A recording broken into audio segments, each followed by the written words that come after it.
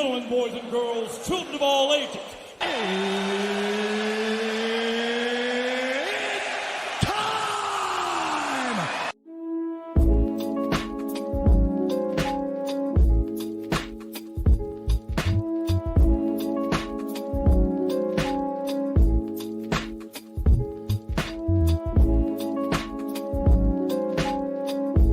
Hello, welcome back to my 2 Cents Podcast. This is episode 95, which is entitled Right is Right. I am your host, G2, and God Almighty, does it feel nice just to say I am your host, G2. Because last week, boy oh boy, let me break this down for people that were not here last week and probably didn't listen. So, 1, hello. 2, I was sick. I was sick as hell. I was not in the greatest mood to record episode 94 last week, but I felt that I owed it to everyone, and I wanted to keep that streak of constantly recording episodes weekly, and I didn't want to break that streak up. So I felt it in my best interest to record it. Even though I only gave you guys 30 minutes, I still felt that those 30 minutes were quality content. So I threw it out there.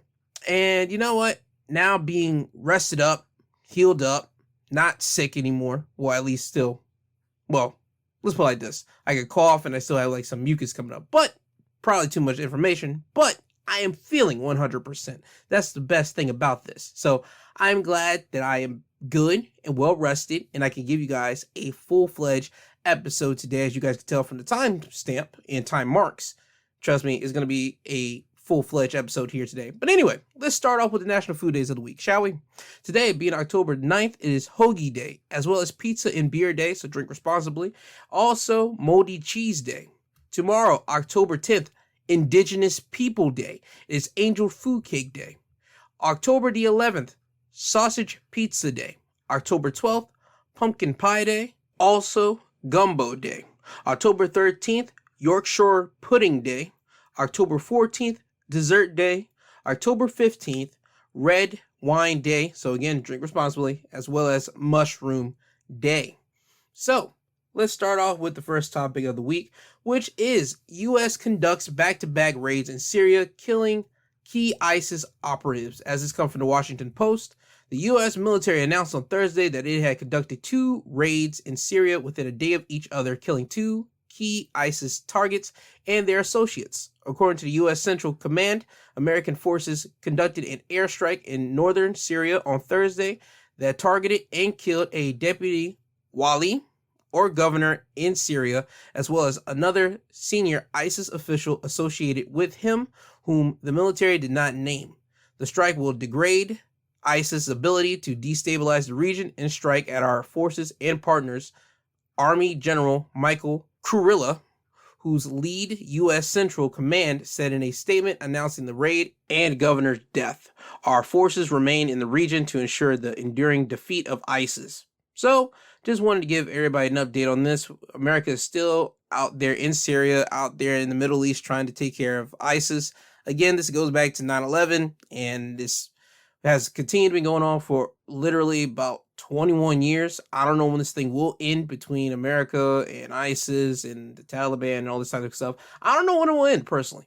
But I hope it comes to an end, because I know there's a lot of people over there in the Middle East that's probably getting tired of being the casualty of this war between America and ISIS and Al-Qaeda and all this type of nonsense. So I'm hoping that there could be some middle ground struck between ISIS and the U.S. I don't think there ever will be, but the person inside me that my mother has put in me, the compassionate guy that I've grown to actually hone in my life to show compassion for everybody else, I'm hoping that there is some middle ground to be struck here, because I don't want to see people constantly die back to back. I just want people to be able to be like, all right, you guys caused this much damage to us. We caused this much damage to you guys. Don't you think you're done with this now? And that we can just find some middle ground, call it a day, and be done. Hopefully we get to that point sometime, somehow, but I just don't see it anytime in the future. But again, I'm not an opportunist. I am a optimist. I am a person that just feels that it should be coming towards end soon. But that's just something that comes from the Washington Post, and that's something out of the U.S. territory. Now on to inside the U.S., as this comes from CNN. New York City Mayor Eric Adams declares state of emergency over influx of migrants. Mayor Eric Adams has declared a state of emergency to help respond to the city's migrant crisis, which he told reporters Friday will cost the city $1 billion this year. We now have a situation where more people are arriving in New York City than we can immediately accommodate, including families with babies and young children. Adams said once the asylum seekers from today's buses are provided shelter, we would surpass the highest number of people in record history in our city's shelter system. The mayor called for emergency federal and state aid to handle the continued influx of asylum seekers. Adams' declaration will direct all relevant city agendas to coordinate efforts to respond to the humanitarian crisis and to construct the city's humanitarian emergency response and relief centers. The state of emergency will be in effect for 30 days and may be extended, the mayor said. New York City now has more than 61,000 people in its shelter systems, including thousands experiencing homelessness and thousands of asylum seekers who have been bused in over recent months from other parts of the country, according to the mayor. He said more than 17,000 asylum seekers have been bused to New York City from the southern border since April of this year. As of the first week of October, Texas has spent more than $18 million busing migrants who have been processed and released by immigration authorities in Texas borders communities to Washington, D.C., New York City, and Chicago. Texas Governor Greg Abbott announced the program in April as part of his response to Biden's administration's immigration policies and acknowledged that taxpayers were likely to fit the bill.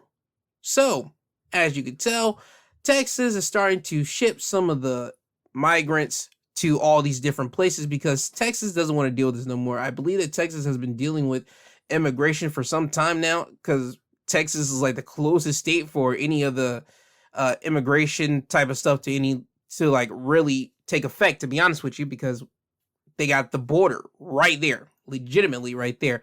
And I'm gonna say this right now, New York City is gonna have a problem because New York City, I've been there like a couple times, and you can see the people on the streets. Some of them are not sane all the way. Some of them are not all the way there. Some people were legitimately homeless. Like, I remember the first time going up to New York City, and I was in the passenger seat. My mother was driving. We like drive into Times Square, and I see on the side there was a big dude. Like, his shirt was all dusty. He had dusty like hair. I mean, man was filthy, and I was shocked by this because, again, I'm a man that watches television. I'm a man that watches movies and all this type of stuff. They don't show New York being dirty the way that when you walk in New York City at night, at least. Trash is literally on the sidewalks and all that type of stuff. Even in the morning and afternoon, trash is still in the morning and sidewalks right there. But you don't see it on television and movies. So it was like a real startled thing for me. And to see somebody is all dirty up like that, I was like, yo, what are we doing? Like, what's the deal here? I already knew there was homelessness, but this one, it just like struck me in the face. Like, it really like punched me. So for migrants to be in New York City, that have been shipped from Texas, and Texas has been shipping them to Washington, D.C. They've been shipping them to New York City. They've been shipping them to Chicago. I'm just in fear of the migrants' life because, again, they are following America's big tagline that America has for generations and generations has been passed on. The American dream. You could come here, you could actually make something of yourself that you couldn't do in the country that you were born in. So come here and at least try to accomplish that dream. And that's America for you in one big fancy bow and present. So when immigrants or migrants, however you want to like call them, they come over here and they seek out the American dream. They want to make their way. They want to preserve a life for not just themselves, but for their children and future generations, for them to do better than they could ever do in their former country. I feel I'm heartbroken for them for when they come over here. I really am feel heartbroken for them because, again, they're trying to just accomplish something. They're trying to just achieve something that they couldn't do over in their other country. That's one thing. And then when they come here, it's all damn you, don't come here. Why are you here? You're taking our jobs and all this type of stuff. I can see how that is startling for people to come over here and they just feel like, yo, why are y'all just so bastardizing us? We're just here. We're trying to make it better for our family. We're just trying to like do the American dream. We're trying to actually do the tagline of what this country is. I understand why people from other countries look at America as the place of milk and honey. I see it because America has always been built as that in the media. It's been built that way in the way that Americans talk about America from time to time. They don't really get to see the dirty side of America until you're actually here and then you get to experience what America is. Every country has their dirty underbelly parts, and America has it, but America to other countries, and I think other countries are starting to see it now. America has a dirty underbelly that America doesn't like to really touch until you really start to touch it. And then they're like, okay, we got to touch it and get done with it. But back to the point. Immigrants are now coming over here. Texas is shipping them off. I feel sorry for them. There's going to be people that say, no, they should stay in their country. I don't feel that way. I can't feel that way. Because, again, they're trying to make a better way for their family and themselves. So here's my solution to this. For the people that say immigrants shouldn't be here, you need to go up to Congress. You need to go up to whoever is in charge of your state, your town, all this type of stuff. See who they can get in contact with Congress, get in contact with the House, the Senate, all this type of stuff, and tell them that they need to change the slogan for America. Let them change the slogan for America, because then guess what? It will at least put a damper on the percentage of immigrants that want to come over here. Think about it. America is literally the only country, to my belief, that has a tagline that is synonymous with its country. I don't know a tagline for Canada. I don't know a tagline for Mexico. I don't know a tagline for the UK. I don't know a tagline for China, Japan, Korea, North Korea, South Korea. I don't know a tagline for Australia. I don't know no tagline that any of these places have.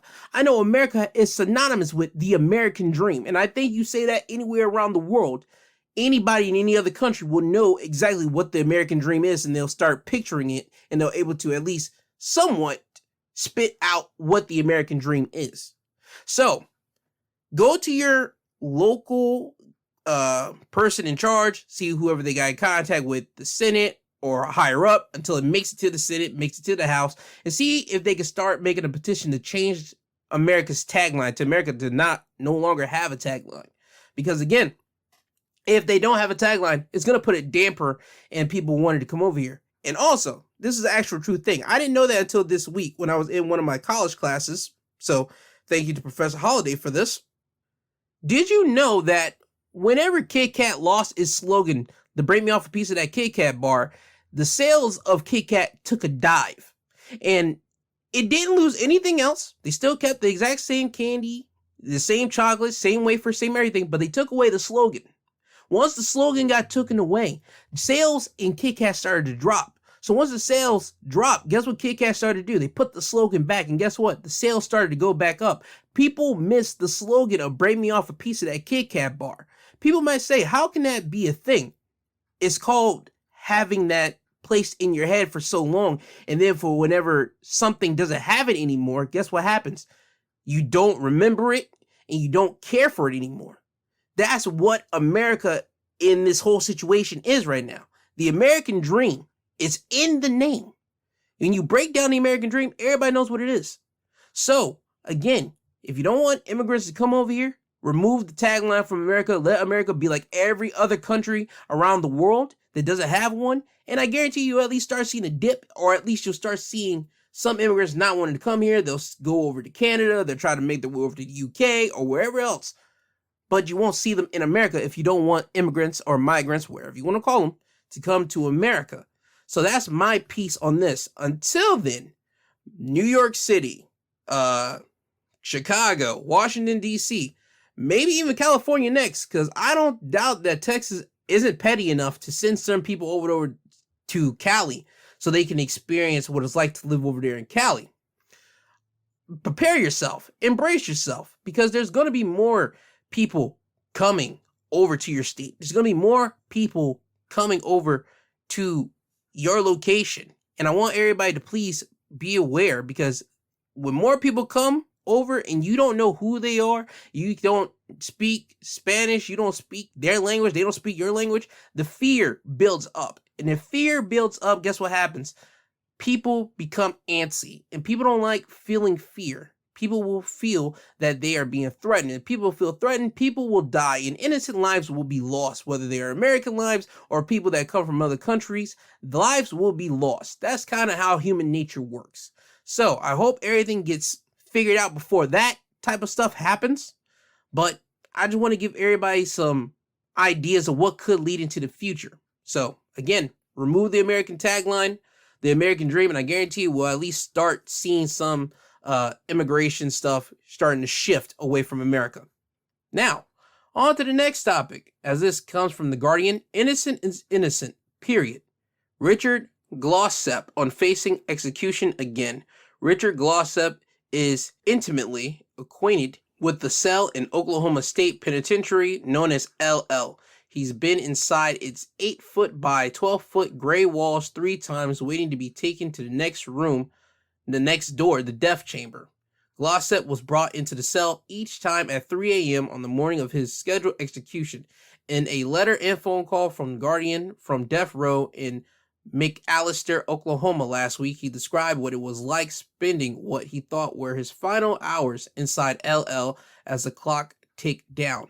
One side of the cell is covered in bright lights that never go off, like you are out in the sun, he said. You are watched by cameras as well as a guard who sits outside your door 24/7. As Glossip's date with death grew closer, guards started holding mock executions. They would lead an actor dressed in prison uniform in the death chamber, strap him on the gurney, and then role-play the execution procedure from start to finish. That is a dickhead move. God, what pieces of garbage. The entire dress rehearsal was carried out in Glossip's full view. I could see everything. I could have stayed in the back of the cell and tried not to watch, but I didn't because I knew I was next.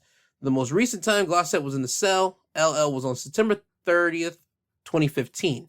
It was the hardest day of my life, he said. He remembers shivering in his boxer shorts, pacing up and down to keep warm in the cell, which was cold as a meat locker. He reportedly asked the guards what was happening and could he talk to his attorney. No, and no, they replied. The execution team was supposed to come and get me within 15 minutes and take me into the death chamber, but nobody came. I paced and paced, pray harder than I ever have. Please, God, stop them from doing this to me. Now, you might be asking yourself, why am I saying all this? Why am I talking about a man that was on execution that's on death row right now? Well, here's some backstory to you.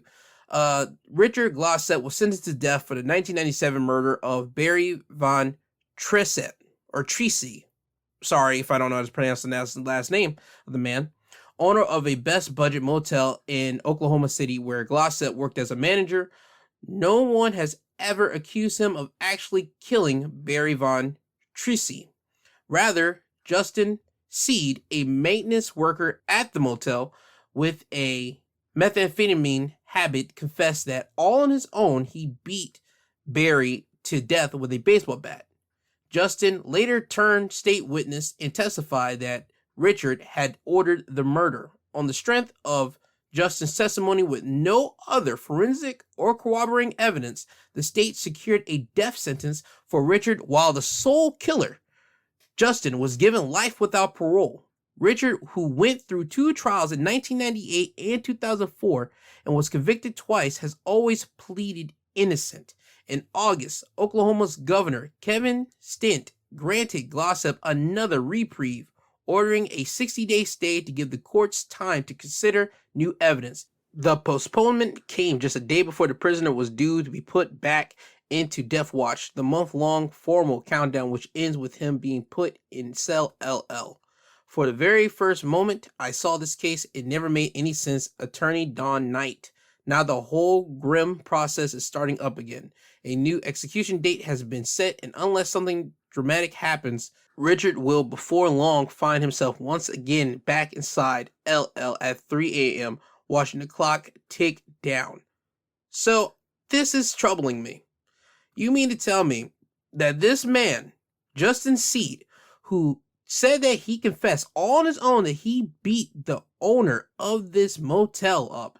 Not motel up, he murdered this man in 1997, okay?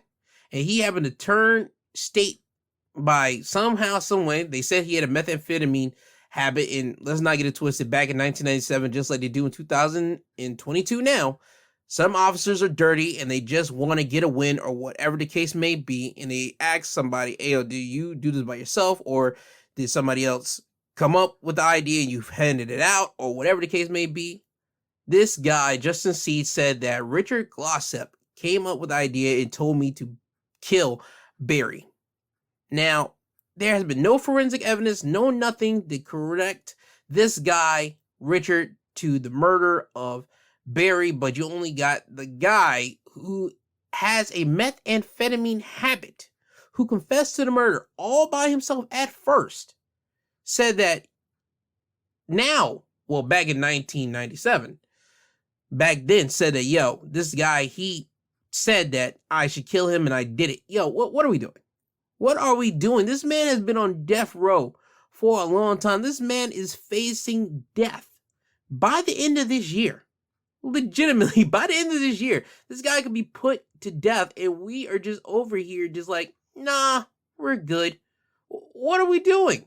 This should prove to you right here, the legal system don't give a damn if you are innocent or guilty. This guy right here is innocent, dude. We got until December 8th.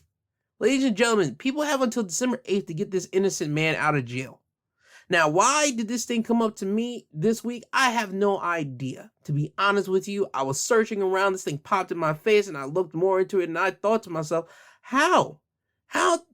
I don't care whether you are black, white, Hispanic, Chinese, whatever. Wrong is wrong, right is right, and innocent is innocent, period. Thanks to The Guardian for putting up that tagline and that title.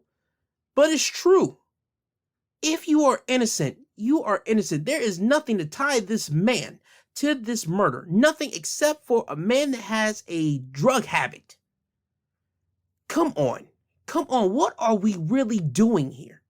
This proves right here, without a shadow of a doubt, the justice system does not care if you are truly innocent or you're truly guilty. They just want a win. They just want a body to a person's name. Literally, you have all this stuff. The man that did it said, yo, I did this. I did it. What are we doing? This doesn't make any sense to me. It doesn't. I'm a man that likes to play on even ground with everybody. If you strike me, hey, I'm going to give you two choices. Either you apologize or we get shaken and we get busy in here. I give you an opportunity and a chance. Fair is fair, right is right. If you didn't hit me and I accuse you and you say, yo, I didn't hit you and all this type of stuff, I'll at least listen and hear you out. And if it makes sense to me, guess what? All right, you didn't hit me. My bad, That's it. Or if you have photo evidence or video evidence, you didn't hit me. Okay, cool. There is nothing to tie this man to this murder. Nothing. And somehow he has been on death row since 98. Come on, dude. Come on. This ain't right. This ain't fair. And if anybody has any type of soul, they know this ain't right. This ain't fair. We should look at our justice system and say, how is this guy on death row? As a matter of fact, we should look at the death row system and question how many of these people on death row are really the killers. Or they just got put in there because of somebody or the court themselves just wanted a win and wanted a body. This right here is disgusting. Truly disgusting. I hope that this gets some national coverage. I really do. Stop waiting until December where the time's almost clicking down where, all right, guys, well, Good Morning America, CBS, CNN, everybody's covering this. No. ABC, CBS, CNN, Fox. I don't care what freaking news coverage, what station you're on. Follow this up. Follow it up. I'm just a little nugget for you. I'll throw this out to you every time on Instagram. I'll send this to you. Fine. But follow this up. I'm going to stay on this because personally, this is nasty. This is gross. How an innocent person is literally going to be sent to death before the end of this year is done with. For being innocent and having nothing to do with somebody being dead, being killed. It's disgusting. It's nasty. It's wrong. I'm hoping that this guy gets off of death row. I really do. But we shall see. We have to wait until December 8th because that is whenever they're going to call his bell, call his time, call up his ticket. So I hope that somebody can get this man out of here. I really, really do. All prayers to Richard Glossip right now. That's the only thing I got. I want to keep everybody informed about this because this is nasty, completely disgusting. Now, on to something else. This is coming from the New York Times, and it reads, Alec Baldwin and Halyna Hutchins family reach Rust settlement. The family of Halyna Hutchins, the cinematographer who was fatally shot by Alec Baldwin on the set of the movie Rust last year, has reached a settlement in its wrongful death lawsuit against producers, including Mr. Baldwin. Lawyers for the parties said on Wednesday. Production for the film will resume in January, with Matthew Hutchins, Miss Hutchins' widower, as executive producer, according to the terms of the settlement. Okay. I don't know how people are going to be feeling about that. Like the actors going back to that job for that. Okay. The suit, which was filed in January by Miss Hutchinson's husband, her younger son, and the personal representative of her estate, accused Mr. Baldwin and the other defendants of reckless conduct and cost-cutting measurements that endangered the crew, including failing to follow basic industry standard safety checks and gun safety rules. Okay, so Rust is now getting back on production in January. Alec Baldwin is not going to face no criminal suits, I believe. I don't believe nobody's going to be facing any type of criminal manners for this. I don't know how anybody feels, to be honest. For me, as a just guy watching this, and he's a guy that's going to have to just, when all this stuff gets announced, because it will, that Rust will be back in production, I wonder how the public's going to be feeling about this. Me, I don't think this movie should be made ever again. I think this movie should be scrapped and just sent to the gulag and sent directly to the flames, the pits. Because somebody died. A legit person died on this. And I don't know. I don't know how to feel about it. But I mean, if the husband's okay with it, and I mean, I think they should have spoken to the rest of the producers and the rest of the crew about it. And if they're okay with it, they have no problem going back to filming it. I mean, those are the only people that truly matter. But the only person that really, really, truly matters is the husband of it. And if he's okay with the movie constantly continue being filmed, I mean, since he's now the part of it, and he's executive producer for the movie. I mean, if he's cool with it, I mean, fine. I just want to keep everybody in the loop of that business sakes, because again, it's weird. I don't care how you slice it or dice it or cut it up in half. That is extremely weird. But who's to say, man? We continue to go about our business and go about money, because you got to constantly go about it. The bills don't stop. If somebody dies in your household, bills are going to constantly come every month. So, I mean, I can see him doing this for the money's sake. So, I mean, who's to say? Now off to the next topic, as this comes from Business Insider. Michael Fannon, a former DC police officer who was attacked at the Capitol riot, says he's broke and that speaking out about January 6th destroyed my career. Former Washington, D.C. Metropolitan Police Officer Michael Fannon has frequently spoke out against the January 6th attack on the Capitol and at great personal expense, according to him. Michael Fannon is broke. I'm pretty sure that's why people do things like this, Fannon told Rolling Stone, speaking of himself in third person while explaining part of his reasonings for writing a memoir. I said the things that I said for free and fucking destroyed my career. Made my job untenable, and then tried to make hard lemonade out of lemons. Fannon's memoir, Hold the Line, The Insurrection and One Cop's Battle for America's Soul, is set to be released on October the 11th. So it's going to be released this week. Fannon was among the officers defending the Capitol when it was stormed by a mob of former President Donald Trump supporters. Prosecutors said Fannon was repeatedly stun-gunned, beaten with a flagpole, and dragged down several steps. He had a heart attack and a concussion as a result of the assault, and said he was left with a traumatic brain injury and PTSD. I experienced the most brutal, savage hand-to-hand combat of my entire life, let alone my policing career, which spans almost 2 decades, he told CNN in April 2021. This was nothing I had ever thought would be a part of my law enforcing career.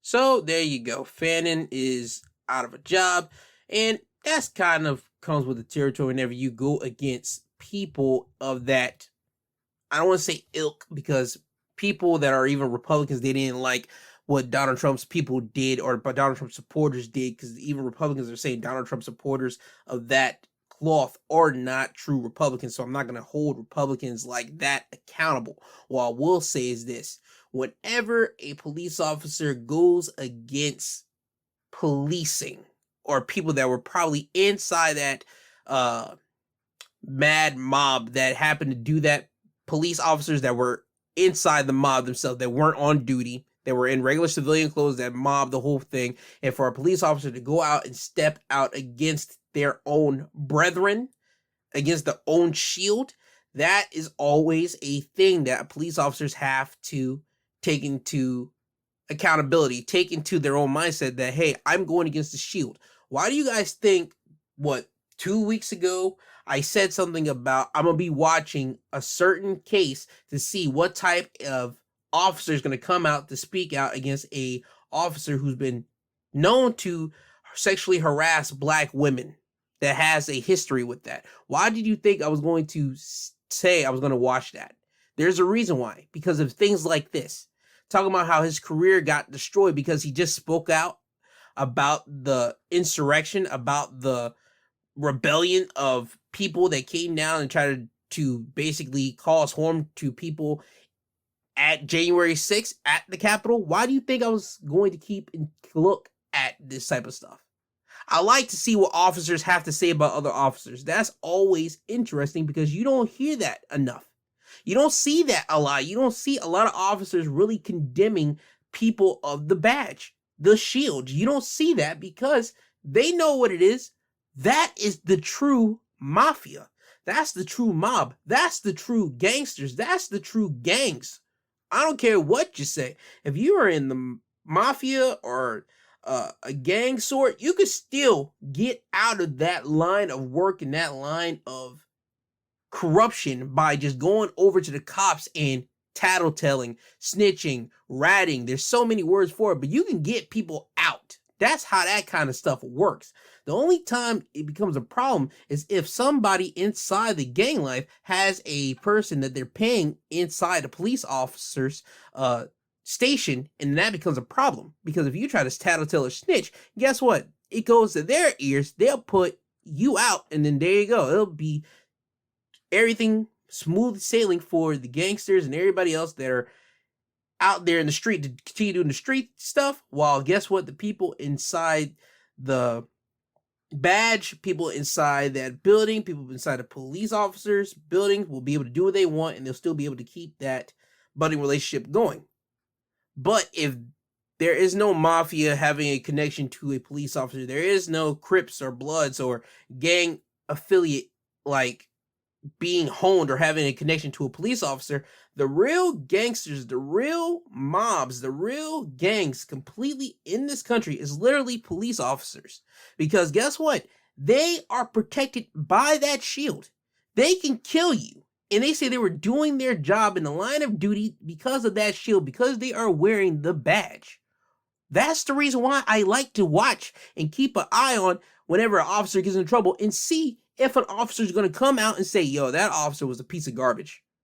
He wasn't good. He wasn't any of that, because you rarely see it, because you are going against the badge. You are going against the brotherhood. And once you do that, guess what? You are putting yourself literally in the line of fire. You're putting yourself in danger the moment you do that. And for this officer right here, even though he was protecting the Capitol, he was still going against officers that were in the insurrection, that were in plain clothing. He was still going against them. So for him to have his life be upside down after speaking out, yeah, I could truly believe it. I could believe it wholeheartedly. Is what it is. He should have got paid. He should have thought about that more. And I'm glad he did the right thing, because sometimes, you know what? There are things that money should not be the motive for why you have to say what you got to say. Money shouldn't be the motive. You should want to say it because you're a good person. You have this in your heart. You have this on your chest that, yo, I have to say this to stop other people from doing this type of damage in the world. And that's the type of thing that people don't have out here. People don't have integrity. People don't have character. People are all about the dollar, and they're all about self. And that's what, again, society has been built upon: the mighty dollar and self. So for him to come out and speak about it, I applaud this man, and I'm glad he wrote a book about it. I just wish that he would have thought about it some more and had some steps being put, like, after this. Like, okay, if I testify, say this type of stuff, what is in it for me? I want to have this laid out. I want to have this kind of coverage, this type of stuff, blah, blah, blah, all this stuff laid out. Apparently, from what this guy's saying, he didn't have none of that. So he got a book right now, and hopefully it might make New York Times bestsellers. Maybe. I mean, I believe this is the first book of an officer talking about their firsthand experience with the Capitol riot that happened last year in January 6th. Maybe, I think. But he might be he might get more book deals.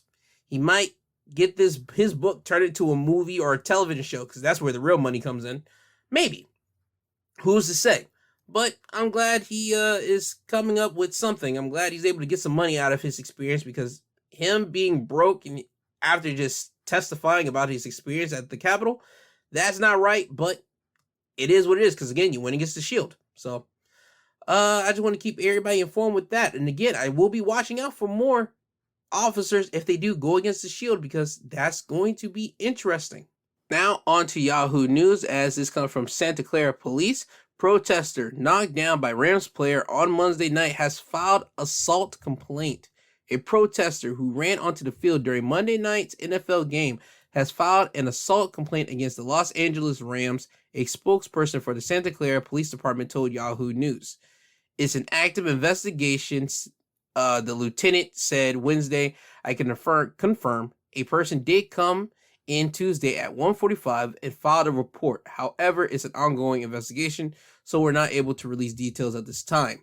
The complaint stemmed from a moment in the second quarter of Monday's game between the Rams and San Francisco's 49ers, when a pair of animal rights activists representing Direct Action Everywhere jumped a railing and onto the field at Levi Stadium.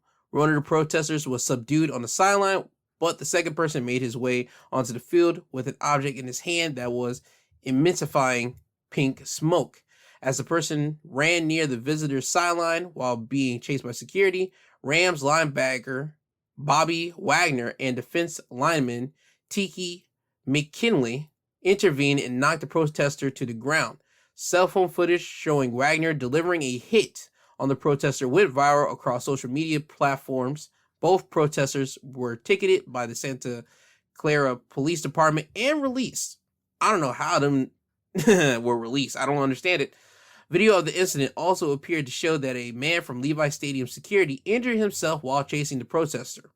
Okay, Wagner spoke about the matter on Wednesday and said he was aware of the police report via the Associated Press. Okay, this whole thing's garbage. You cannot, and let me say this right now, you cannot run up on a field and try to act like a jackass the way that you did, and now whenever you get tackled, you now are going to play the victim card. We're not doing this. No.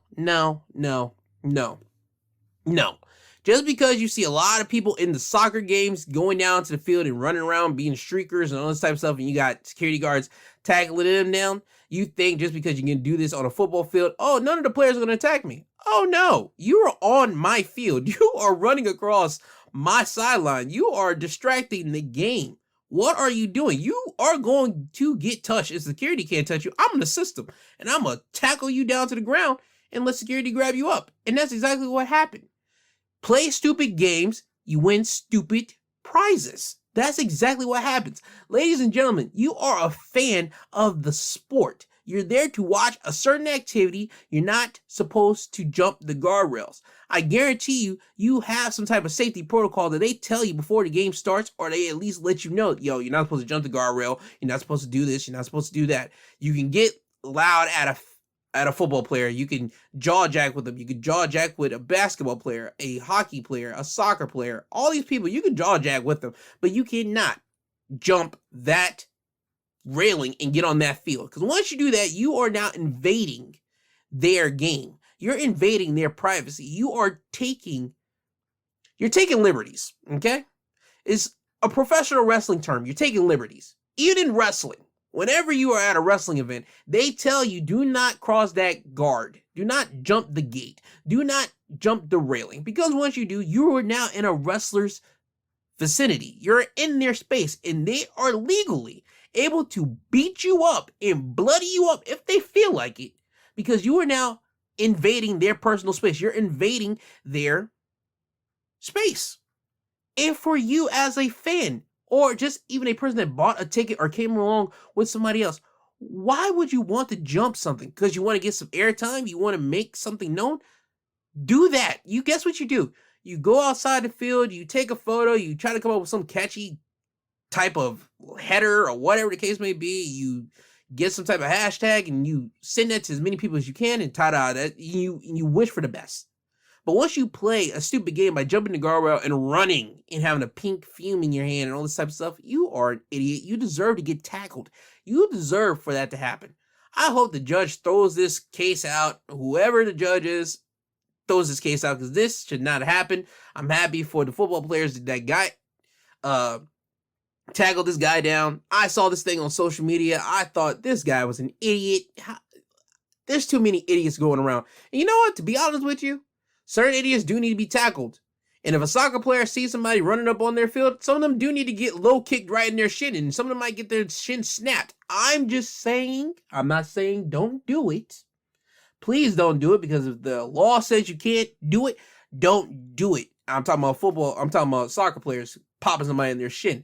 I'm pretty sure there's not a law for a football player to tackle a person running up onto their field. I'm just saying, if you are a person that happens to want to try to get some promotion for whatever you are trying to promote, don't be an idiot. Don't be a jackass. Don't do what this person did, all right? That's all I'm saying, okay? Now, on to the next topic. My man Elon Musk. This comes from ABC News. Elon Musk accuses Twitter of refusing renewed offer. Elon Musk accused Twitter on Thursday of failing to accept his restored offer to purchase the social media platform at the original price of $54.20 per share. The billionaire entrepreneur also asked the Delaware Chancery Court to halt a trial that's scheduled to begin later this month. Musk and Twitter have been embroiled in a legal battle since he made an offer to buy the platform and then decided to back out after the company allegedly did not provide him with the information he requested about bot accounts. Twitter will not take yes for an answer. Astonishingly, they have insisted on proceeding with this litigation, recklessly putting the deal at risk and gambling with their stockholders' interests, Musk's attorney said in a new court filing. Twitter offered Mr. Musk billions off the transaction deal. Mr. Musk refused because Twitter attempted to put certain self-serving conditions on the deal. Any statement to the contrary is a lie, Elon Musk's attorney said in a statement. In response, Twitter said it opposes the attempt to stop the trial. Shortly after Musk requested canceling the trial on Thursday, the judge postponed it, a source familiar with the matter told ABC News. The trial was initially scheduled to start on October 17th and now has been pushed back to October 28th, according to the source, the same date by which Musk said he expects the deal with Twitter to be done. So, Elon Musk still wants to buy Twitter after all this whole little game of, hey, they didn't give me what I wanted, or now they don't want to take my deal now because now I'm cool with paying $54.20 a share. Yo, I told you before, I was going to keep my eye on this. I told you that this is nothing but big business. I told you this is above my pay grade and anybody else's pay grade. This is nothing but just billionaire, big ball people just playing a game of basketball or a game of dodgeball with each other, or a game of tag, if you will. Tag you're it, tag I'm it, whatever you want to call it, or whatever type of analogy you want to use for this. This is nothing but people with a lot of money playing games with each other. And that's all this is. If you happen to own Twitter stock, hey, you might be getting $54.20 a share, okay? If you don't, and you're just a user of Twitter like myself, I want to know point blank, when Twitter is bought by Elon Musk, what is Elon going to do with Twitter? Elon buying Twitter, I don't think is going to do much. I just think that it's going to be owned by another big billionaire person. That's all I can say about that. And that's all I personally might know about it, because I don't know much. Again, big business, above my pay grade type of business here. I just find it fascinating because you're going to have Elon Musk buying Twitter. You have Mr. Tesla buying Twitter. Mr. Futuristic buying Twitter. So you can see him try to implement a lot of futuristic stuff on Twitter. Maybe. It's just fascinating to me. So will the deal go through? Will it not go through? I'm still going to be watching this thing. But this was something that popped across my feed this week. And I think I should have tell everybody what's going on with Twitter and Elon. And to talk about something else, to CNN again, as this talks about Joe Biden. He is now taking steps to try to decriminalize marijuana. As it reads, President Joe Biden is taking his first major steps towards decriminalizing marijuana, fulfilling a campaign pledge to erase prior federal possession convictions and beginning the process of potentially loosening federal classification of the drug. Biden on Thursday pardoned all prior federal offenses of simple marijuana possessions, a move that senior administration officials said would affect thousands of Americans charged with the crime. The announcement comes a month ahead of critical November elections that will determine control of Congress. Okay, so people are trying to say this is nothing but a political move. Fine. As part of the announcement, Biden also encourages governors to take similar steps to pardon state simple marijuana possession charges, a move that would potentially affect many thousands more Americans. And the president will task the Department of Health and Human Services and Attorney General Merrick Garland to expeditiously review how marijuana is scheduled under federal law, the first step toward potentially erasing a federal classification that currently places marijuana in the same category as heroin and LSD. No one should be in jail just for using or possessing marijuana, Biden said in a video announcing his executive actions. It's legal in many states, and criminal records for many marijuana possessions have led to needless barriers to employment, housing, and educational opportunities. And that's before you address the racial disparities around who suffers the consequences. While white and black and brown people use marijuana at similar rates, black and brown people are arrested, prosecuted, and convicted at disproportionate rates. Too many lives have been upended because of our failed approach to marijuana. It's time that we right those wrongs, the president said. The move Biden announced Thursday stopped short of fully decriminalizing it, which has enjoyed growing support among both political parties. But they are the first significant steps taken by a U.S. president toward removing criminal penalties for possessing marijuana. I have no problem with Biden trying to get rid of marijuana-like things. What I mean by that is like the charges, federal charges for marijuana. I don't think marijuana was ever that big of a deal. Even as I grew up in the early 2000s and you had all the weed movies coming out, you saw people smoke weed in the movies and everything else. You only saw them smoke weed. They were either lazy, well, not lazy, they kicked back and they just ate. And they watched TV or they had those, what do they call them? Illusions or whatever the case may be. They were never people doing any type of like crimes, even on like television shows and movies. They weren't people killing people to find money, to get their marijuana fix, or all this type of stuff. No, they were only just people just like smoking weed. They kicked back and they just ate and watched television. So marijuana, for me, for a long time, has never been like seen as a hard drug like cocaine or crack or heroin. Like those things are like some hard stuff. So I've never seen marijuana as like a hard situation. I always just seen it as like, okay, people just smoke something. All right, cool, fine, whatever. For Biden to now try to decriminalize it federally, I'm glad for that, but he should have tried to figure out a way how he could fully decriminalize marijuana. But hey, they gotta take small steps so they can get to that bigger step to fully decriminalizing marijuana. I hope that they're able to get to that point sooner rather than later, because there are a lot of people that smoke marijuana. There were a lot of people back in the day that smoke marijuana, but there's more now, because now the stigma of it being a crime, of it being a drug that you could go to jail for, has now been like put away, and now people are able to decide, like, yo, matter of fact, I'm going to try marijuana. I'm going to try this thing that I've seen all my friends and seen people do. Let's see if it has any benefits towards me. What will it happen? What will happen to me? Will I become more ease? Will I be more relaxed? Will it at least help my bone structures out? What will happen?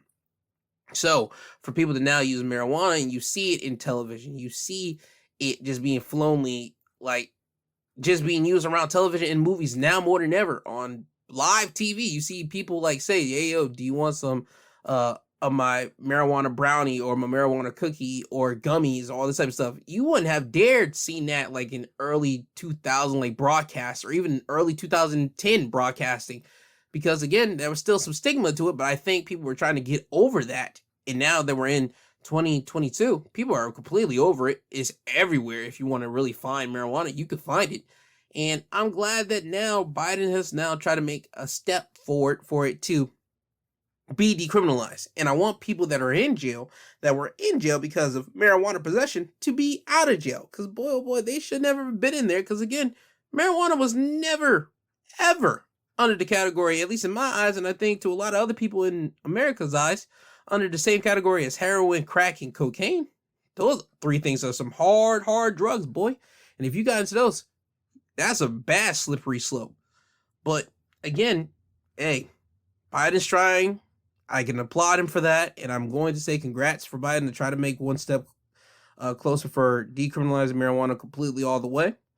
It's not too late. I'm just going to say it right now. It's not too late for people to try the idea of just stop putting all the stigma that you have on marijuana on it. Try it out yourself. If you're in the legal states to do it, try it out yourself to see if you are more mellowed out or what it does for your body. If it could probably even help your body with some of the pains and like you have in your joints or even in your muscles. This is coming from a guy that does not smoke marijuana or even eats any marijuana products. I'm just saying to you as a person, personally, if you see that marijuana could help you out to de-stress you or any of that type of nature, try it out, because maybe, guess what? Just maybe, you just might be able to become the person that you want to become. The person that is able to de-stress and be able to mellow yourself out, because life shouldn't stress you out that much.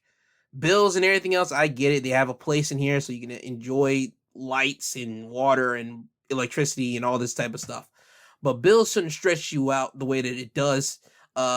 Your work shouldn't stress you out the way that it does. School shouldn't stress you out the way that it does.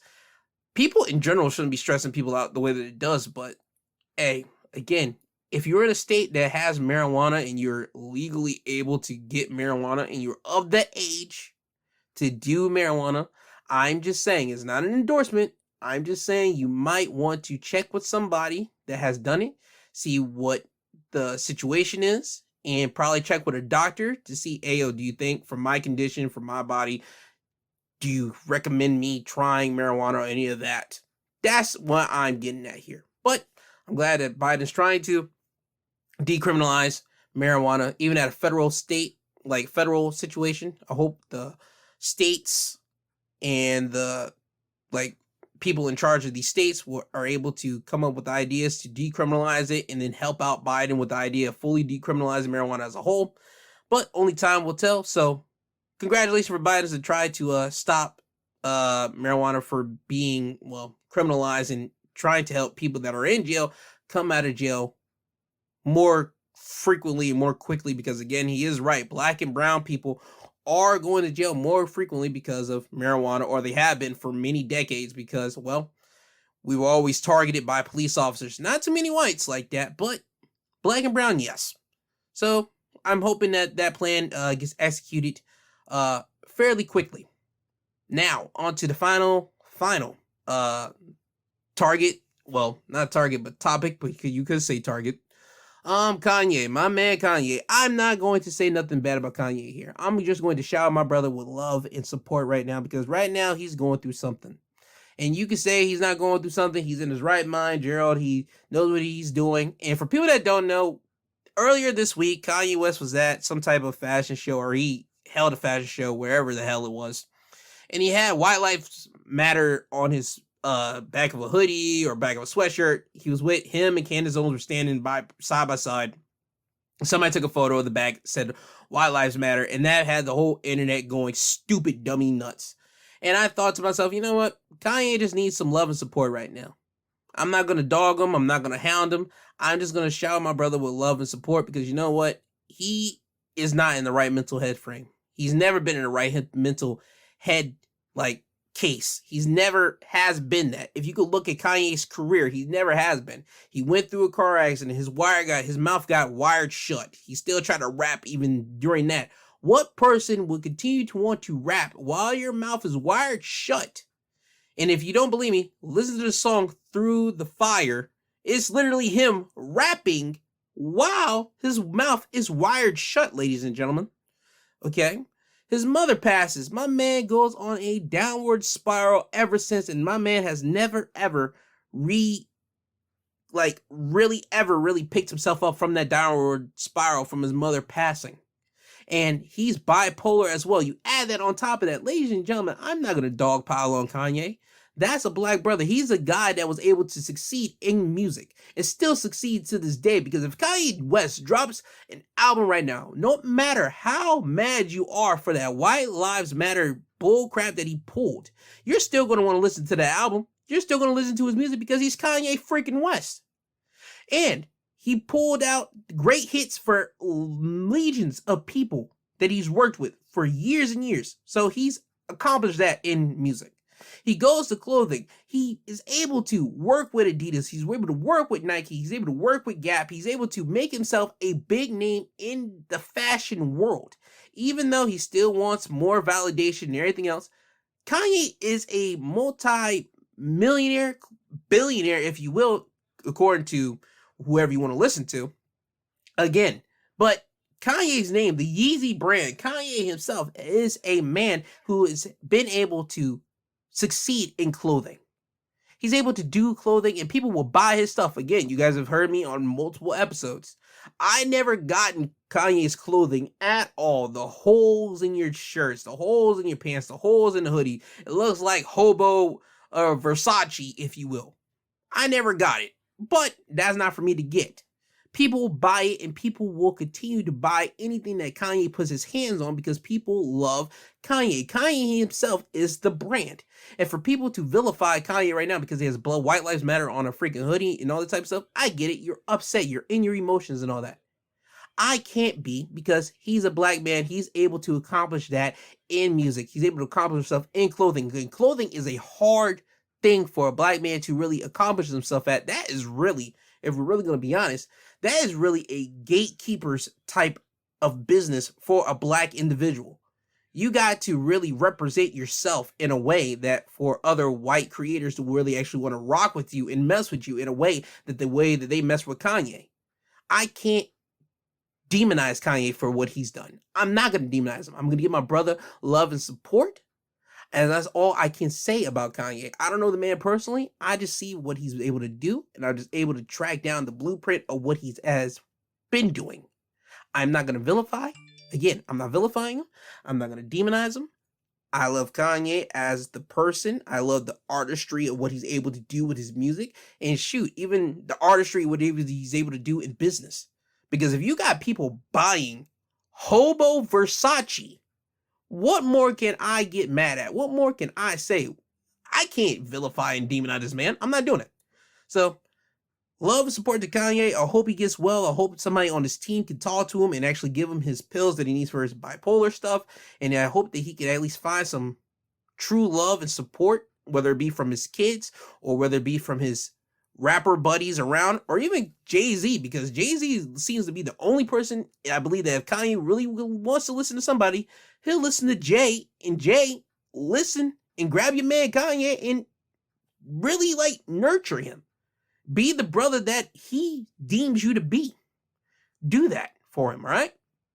Now, with all that being said, this has been my 2 Cents Podcast presented by G2. I want to thank you all for listening to the episode. I hope you guys have a great day. If you are a wrestling fan, do know that there is an episode right now, 1, the Saturday episode, Wrestling Highlights of the Week, out there. And 2, there's an episode dropping today. It probably already is out right now. It is the Extreme Rules review of last night's Extreme Rules pay-per-view. I talk about it, and if you want to listen to it, it is out there right now. So, I want to thank Apple, Spotify, Google, Amazon, all these other podcast sites that keep me doing what I'm doing and allow me to say what I want to say. I want to thank them all, and I want to thank you, the fans, for constantly downloading the episodes. Now, with that being said, always remember, I love you, I love you, I love you. I love you, I love you, I love you. I love you all. I thank you. I truly do. I hope you guys have a blessed Sunday. Please don't be a dick to nobody, and be a kind human being towards every other person that you come in contact with this upcoming week, okay? So with that, this isn't goodbye. This is until you hear from the sweet sounding voices again. This lovely voice that has been cured from sickness. I want to say thank you. You hear from me again, whether this upcoming Saturday for Wrestling Highlights of the Week or Sunday if you listen to Sunday episodes. Now with that, Kanye, my brother, can you please take these people home? I'm tired, you tired, Jesus wept.